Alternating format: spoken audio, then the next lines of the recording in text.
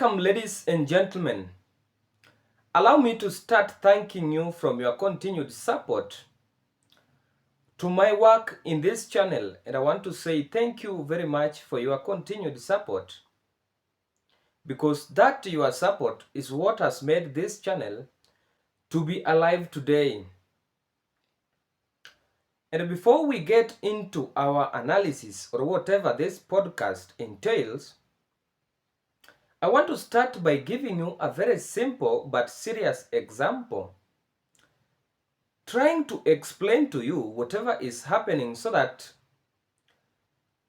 you get to understand better what I'm speaking about, because I believe I am not only supposed to be giving you that information, rushing to it, but I should be making you to understand why it happened and how it happened. And ladies and gentlemen, I urge you to watch this podcast to its end, because what it wants to reveal to you is something that will live to remember. Now, ladies and gentlemen, I've been a very keen follower of politics in Uganda. Not only in Uganda, but in East Africa. So as I'm speaking to you, I want to give that example from a point of experience. Now, I believe all of you know Dr. Kizza Besigye. I highly discourage anybody looking at 2026. This country needs to be saved now. Not wait that 2026. First of all, 2026 is not going to cause any change. It is a timeline created by Mr. Museveni for his own purposes. We must create our own timeline to save ourselves. Okay. And I would like that timeline to be ahead of 2026. Okay. I'm talking quietly with different people to really have our own roadmap that can free this country. Okay. Yes, they will attack some people, they may kill some of us, but the country will eventually be free. And certainly we shouldn't fear death. Everybody eventually will die. Instead of dying of malaria because you can't find treatment, you'd rather die trying to free yourself and get treatment. So, and especially as I have said a little while earlier, the biggest call I make to all of you is to the young people. I really fear for your future. And the earlier you wake up, the earlier you organize and take action to cause a revolution in this country, the better for all of us. And what Kizza Besigye went through in Museveni's hands is something that truly triggered me, and I was wondering the crime he has committed to Museveni for him to deserve that treating. And I want you to get this clearly, because there is something I've come to realize or to learn from the East African leaders, which I mean the Kenya, Uganda, and Tanzania, because that thing applies to all these leaders, and that is what has even led to the rigging of the elections in Uganda. So Kizza Besigye went through a lot, but what used to shock me is that whenever Kizza Besigye was leaving his home, either to church or to market or to any other business occasion, the police officers could block him, reprimanding and demanding that he has to return back home, because if he gets out of his compound, he will be arrested and jailed.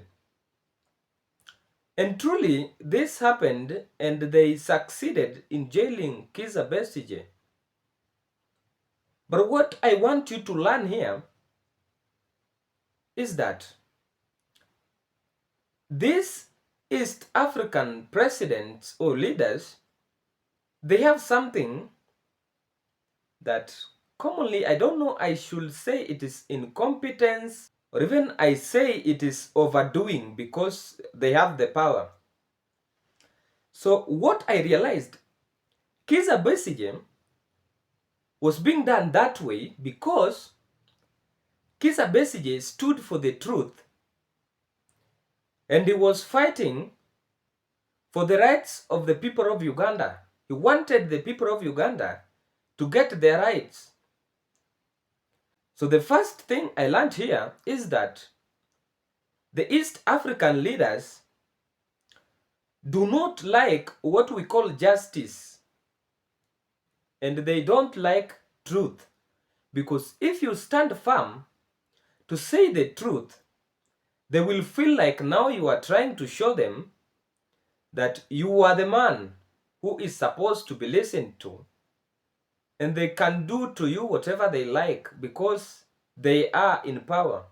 Now, the second thing I learned from that Kizza Besigye's incident is that the East African leaders lack what we call humanity.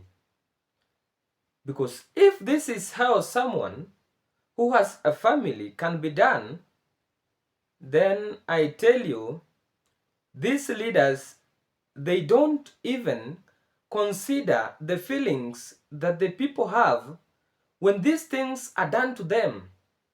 They take the people as skeletons who don't feel any effect on their body or their emotions.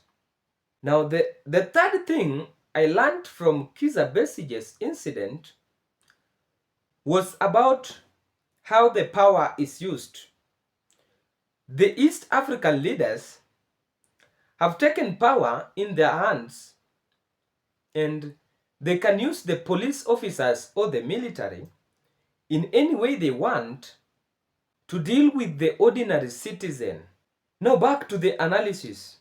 I believe you've seen those videos that are going viral on social media platforms of those election officials manually taking the votes for them to secure for Museveni his 7th term win. The internet is back in Uganda, and videos are emerging of rigging and ballot stuffing, allegedly by poll workers to benefit President Museveni. Before I show you the videos, this is what a presidential ballot looks like in Uganda. President Museveni is at the bottom, Bobi Wine near the top. Bobi Wine posted this video, allegedly from Western Uganda. It shows a row of people in high-vis vests ticking against Museveni in their poll books. You listen to these leaders of Uganda, and they are trying to warn now, and I think to put some pressure to the people, that if you get the videos, you are not supposed to share them or to send them to anybody, because they are complaining and they have a claim that the videos that are going viral are not truly what transpired, but they are AI videos. And let me ask you, if you look at those videos, if you look at them keenly, do you want to tell me there is a place or there is part or section of that video that you can convince me that is AI generated? Can you convince me that those videos are AI generated? If you just watch that video, how the markings are going on, the clothes they are putting on, the talks, how they are communicating among themselves, and the compound, together with how that camera is shaking, do you want to tell me that is an AI generated video? As of midnight yesterday, general public internet access was fully restored. This includes web browsing, access to news websites, educational resources, government portals, financial services, email, and other essential online activities. In line with the directive issued to all licensed mobile network operators and internet service providers, social media platforms and messaging stroke over-the-top, or if you may, OTT applications remain temporarily restricted to continue safeguarding against misuse that could threaten public order. The Commission will continue to monitor the situation closely and will provide updates on any further adjustments as circumstances evolve. Of course, there are people who think that they can bypass these directives through usage of VPNs. Well, but I want to tell you that we have reasonable capabilities now, especially if you use that bypass to break the law, to attack you directly, to attack your device directly. So be very careful. We don't want to go that far, but if you bypass these restrictions and you use the bypass to break the law, don't be surprised that we may attack you and your device may not go on the network again.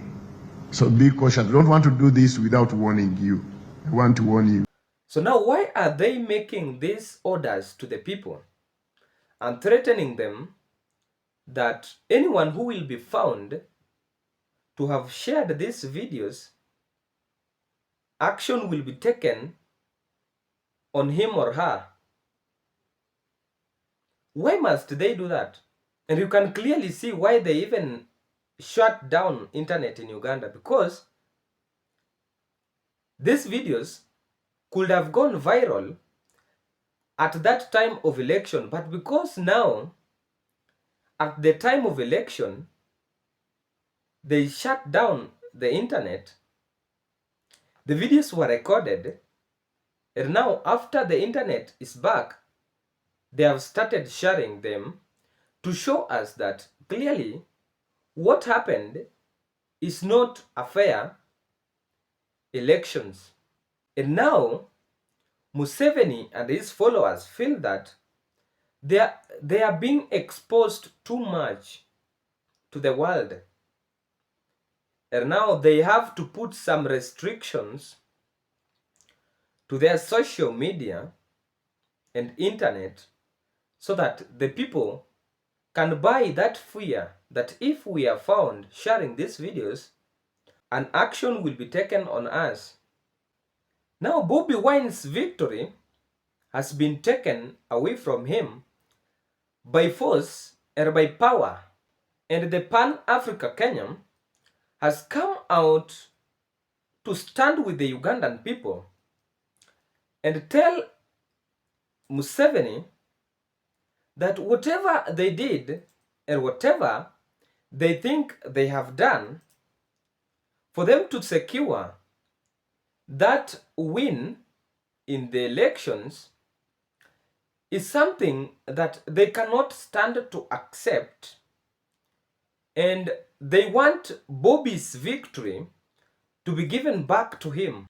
The Pan-African Solidarity Network, alongside a coalition of regional civil society leaders, issues this definitive declaration regarding the state-sponsored subversion of the January 15th, 2026 general elections in Uganda. We address you today because the light of democracy in Uganda has been forcibly dimmed. What occurred 4 days ago was not an election. It was a premeditated power grab and a military coup against the sovereignty of the Ugandan people, superintended for the benefit of dictator Yoweri Museveni, who grabbed power by the gun and so despises democracy, that he once famously stated that he cannot be removed by a mere piece of paper. Now you remember, after the results were announced that Museveni was the winner in these elections, Museveni's son, who is General Muhoozi, said that he has no conflicts or he has no disagreements with Bobi Wine. But now listen what he said yesterday, that as for Kabobi, the permanent loser, I'm giving him exactly 48 hours to surrender himself to the police. If he doesn't, we will treat him as an outlaw or rebel and handle him accordingly. So now, ladies and gentlemen, this is what is going on in Uganda. Bobi Wine, the opposition leader, who is the most preferred leader and the most loved leader in Uganda by the youths, is under what we may term as manhunting by the police officers in Uganda, that even getting out of his compound, that is the family, cannot get out the compound. Changed my clothes in days. I want to be home. I want to be free. I want to take care of my people. But the military and police have taken over my home. They've vandalized my gate. They are in charge of my gate. They've cut the padlocks. They've cut power at my house. They've cut off, surveillance cameras at my house. So they've more or less colonized my home. I want to go home, and I want them to leave my home. Unfortunately, there's no rule of law in Uganda. I cannot find redress with the courts. I cannot find redress with any institution of state. I just have to fight back in my own crude, non-violent way. And see whatever they did to this man who was to deliver the foodstuffs to the family of Bobi Wine. The food supplies, as you can see, these are the things which our president's wife had said she needed to be able to use at home. As you know, for 5 days now they're under house arrest. She's not allowed to leave. She's not allowed to do anything. Visitors are not allowed to go in. And police basically said they have to consult, and the consultation took long. I mean, I kept asking them what's going on. They said you have to wait, you have to wait. So it's unfortunate, and of course it clearly tells you that the police is lying. Because if they say, you've seen, there are blockades which won't allow you to access that place without restriction. So if they say he's not under house arrest, then why put all these things there? So the elections that seemed to be peaceful have been turned into political wars. So now you can clearly tell, according to whatever is going on in Uganda, that number one, the East African leaders, or we may say Museveni to be specific, because now this analysis is based on Ugandan politics. Museveni lacks what we call humanity. And you can see how they are doing that manhunting to Bobi Wine, because just the people love him and the people voted for him, and his victory was taken away from him. And now, as he is trying to fight back to get that his stolen victory, it is turning to be brutality, police brutality, where the general is now making some orders to arrest him and deal with him as they want. The other thing you can learn from that election that took place, and you can clearly tell, is that Museveni lacks what we call political justice. Because you cannot tell me that that vote rigging that has taken place is what they term as justice elections. the Ugandan people have now to come out and demand for the justice to be displayed for them on their votes. Because it is clearly seen that Museveni was going to lose that election terribly. But now, because he has that power, he tried to use it as he could to secure that win. And the last thing you can say from whatever is going on in Uganda, and it is clearly observable, is that Museveni and his son, General Muhoozi, are trying to work or are trying to have the power on their hands. And that is the advantage they have taken on the Ugandan people, even the opposition leader. Because instead of letting these people fight for their victory, they are using the police to warn the people and even end up killing and arresting others, because now the truth is coming out that whatever they did is not what is required or is not what was expected to have transpired. But now, because they have the power, they are trying to intimidate the people of Uganda. Ladies and gentlemen, I tell you, Bobi Wine's victory must be fought back, and Museveni must give Bobi Wine his victory. Ladies and gentlemen, thank you for watching this podcast. Let's meet in the next.